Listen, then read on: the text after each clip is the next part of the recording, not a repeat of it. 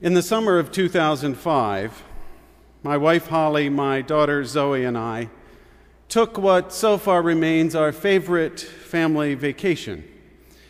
We rode on horseback through the Loire Valley in France.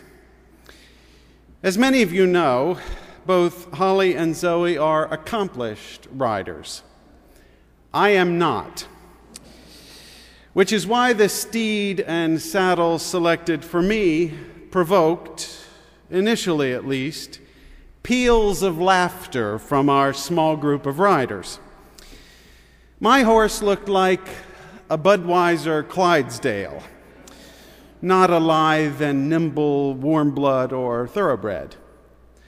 And my saddle wasn't proper English tack, but rather an Australian stock saddle, which looks like a lazy boy recliner with stirrups instead of a footrest. By the third day, however, no one was laughing at me anymore.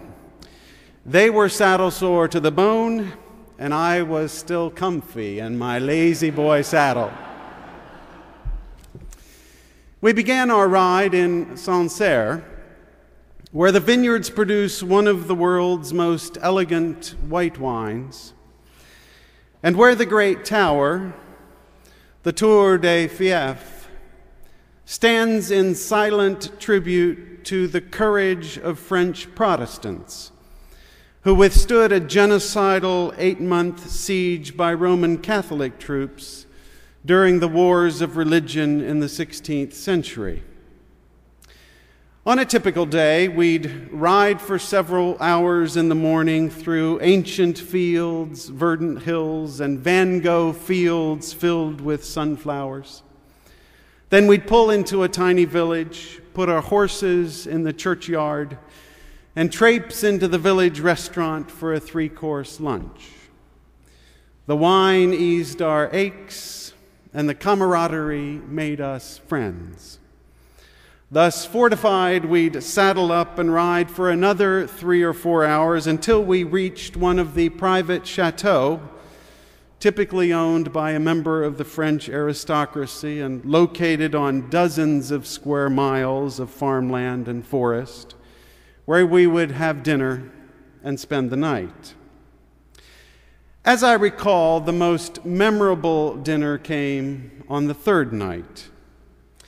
The Count joined us and introduced his girlfriend, explaining that the Countess was spending the week at their home in Paris.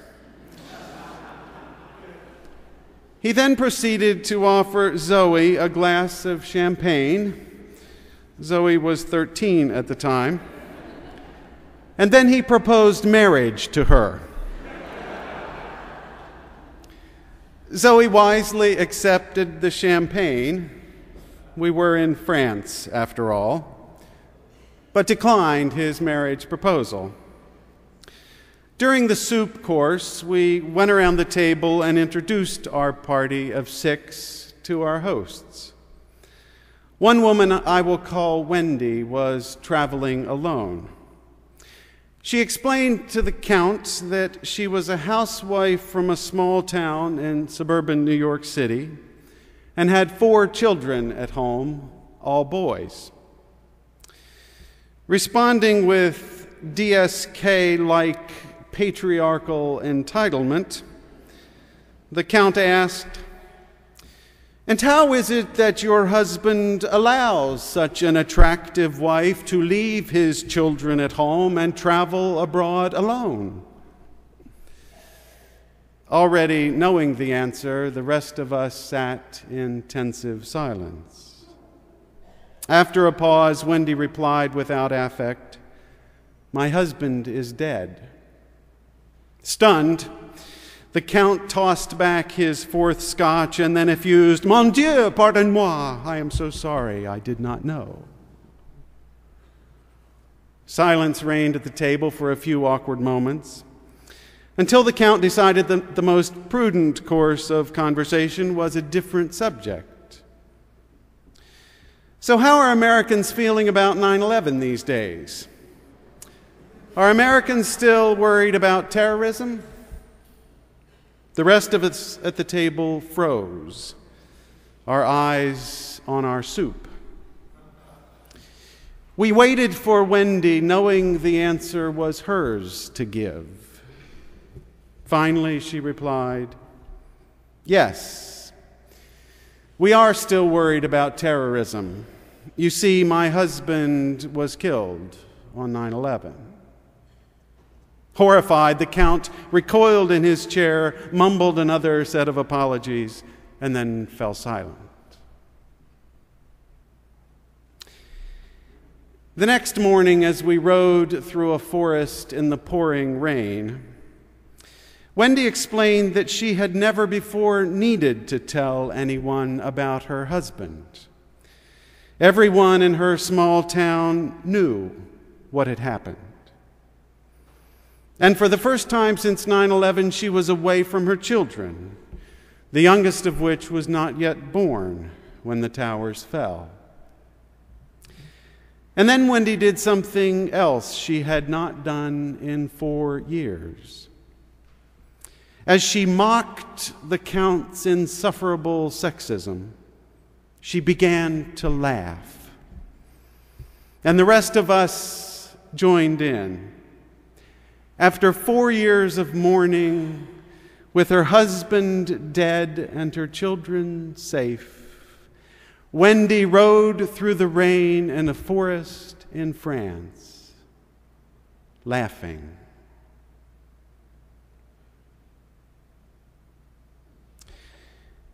In the harrowing days and weeks after 9/11, Adam Zagajewski's poem titled "Try to Praise the Mutilated World" gave us a measure of hope. He writes, "Try to praise the mutilated world. Remember June's long days and wild strawberries, drops of wine, the dew, the nettles that methodically overgrow the abandoned homesteads of exiles. You must praise the mutilated world. You watched the stylish yachts and ships. One of them had a long trip ahead of it, while salty oblivion awaited others. You've seen the refugees heading nowhere. You've heard the executioners sing joyfully. You should praise the mutilated world. Remember the moments when we were together in a white room and the curtains fluttered. Return in thought to the concert where music flared. You gathered acorns in the park in autumn, and leaves eddied over the earth's scars. Praise the mutilated world, and the gray feather a thrush lost, and the gentle light that strays and vanishes and returns."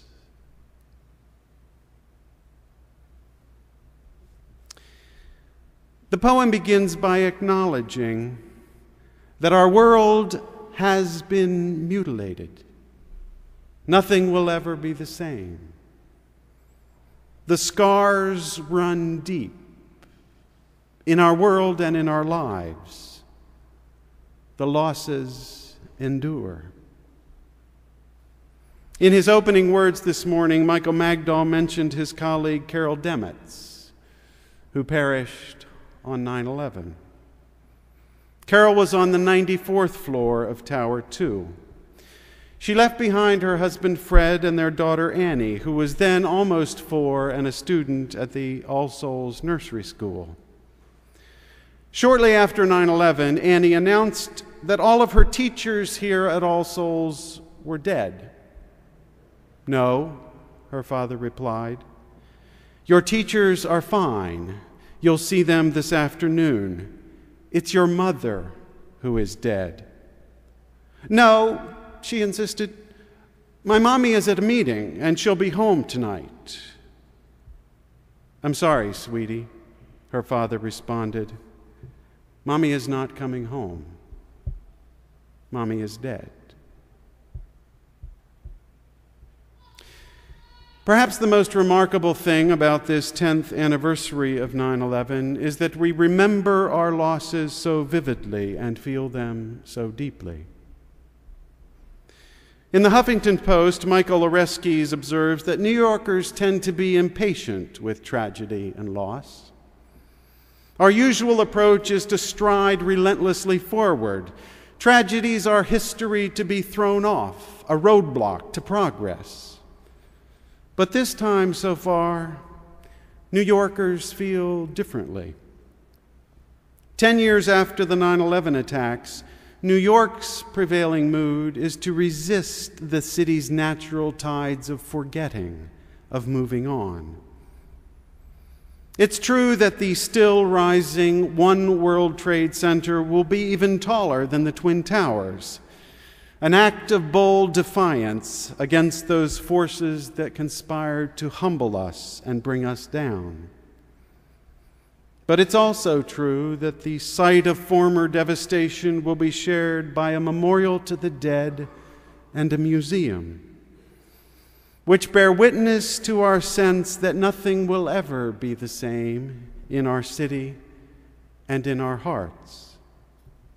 Our world has been mutilated, and the sense of vulnerability remains. Wendy's response to the count 6 years ago still rings true.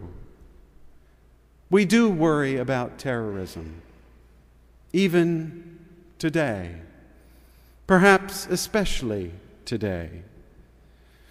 While it's not clear that the shift over the past decade from treating terrorists as criminals to declaring war on them has been in our strategic or economic best interest, $1.5 trillion later and 2 wars later, our influence in the Muslim and Arab worlds is arguably less than it was 10 years ago. We're probably safer from terrorist attack because of it. In the current issue of the journal Foreign Policy, Charles Kurzman assesses the current threat posed by Islamic terrorism. He asks, why is it so hard to find a suicide bomber these days? He says, the bad news, especially for Americans, is this: Islamic terrorists really are out to get you. They cannot be deterred by prison sentences, enhanced interrogations, or the prospect of death. They consider the U.S. to be their mortal enemy, and they would like to kill as many Americans as possible in as dramatic a way as possible. The good news, he says, which is often overlooked, is that there aren't very many Islamic terrorists, and most are incompetent. They fight each other as much as they fight anyone else, and they fight their potential state sponsors most of all.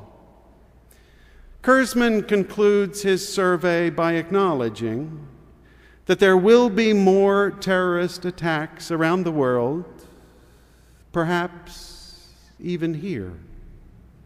Some could be successful in killing hundreds of people, perhaps even thousands.